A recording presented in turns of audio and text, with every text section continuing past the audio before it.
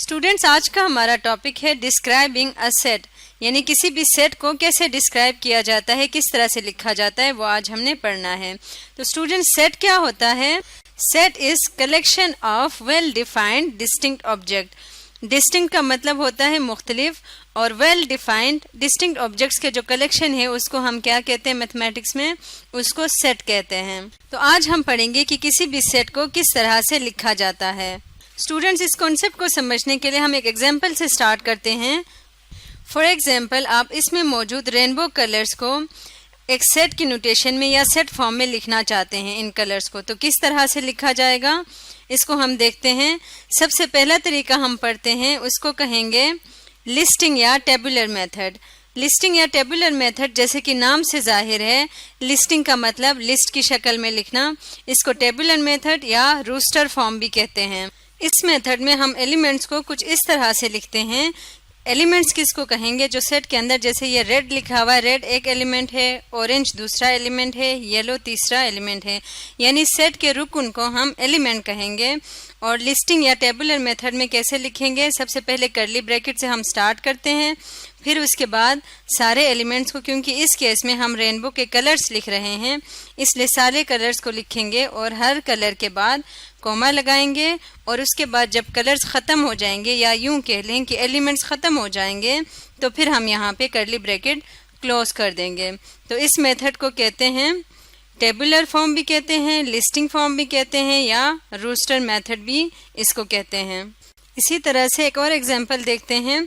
For example, अगर आपने first 10 natural numbers को लिखना है तो उसको कैसे लिखेंगे?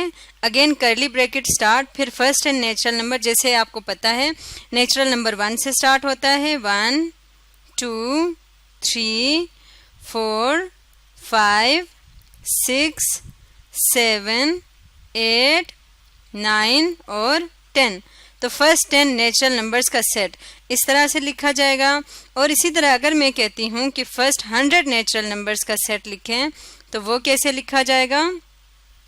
वेरी गुड, वो भी 1 से स्टार्ट होगा, 1 2 3। लेकिन क्योंकि फर्स्ट 100 नेचुरल नंबर्स को सारा हम यहाँ पे लिख भी नहीं सकते, तो जब नंबर्स बहुत ज़्यादा आ जाएं, या क्योंकि इनको एलिमेंट्स भी कहा जाता है, तो सेट के एलिमेंट्स जब ज़्यादा हों तो फिर हम क्या करते हैं?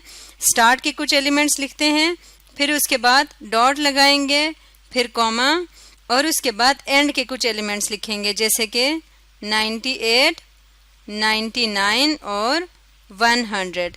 तो ये हो गए फर्स्ट 100 नेचुरल नंबर्स। तो इस तरह से हम लिस्टिंग या टेबुलर मेथड में सेट को लिखते हैं। अब स्टूडेंट्स, हम दूसरा मेथड देखते हैं कि दूसरा मेथड हमारे पास क्या है। दूसरे मेथड को हम कहते हैं डिस्क्रिप्टिव मेथड, यानी आप किसी चीज़ को डिस्क्राइब करके, बयान करके या जुमले की शक्ल में लिखते हैं, उस मेथड को कहेंगे डिस्क्रिप्टिव मेथड।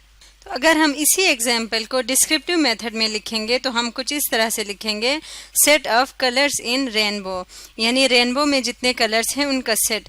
इसको हमने एक जुमले के फॉर्म में लिखा तो ये कहलाया डिस्क्रिप्टिव मेथड। और इसी तरह से अगर ऊपर दिए हुए इस एग्जाम्पल को, जिसको हमने टेबुलर फॉर्म में लिखा, इसको अगर हम इसमें डिस्क्रिप्टिव मेथड में लिखें तो किस तरह से लिखा जाएगा?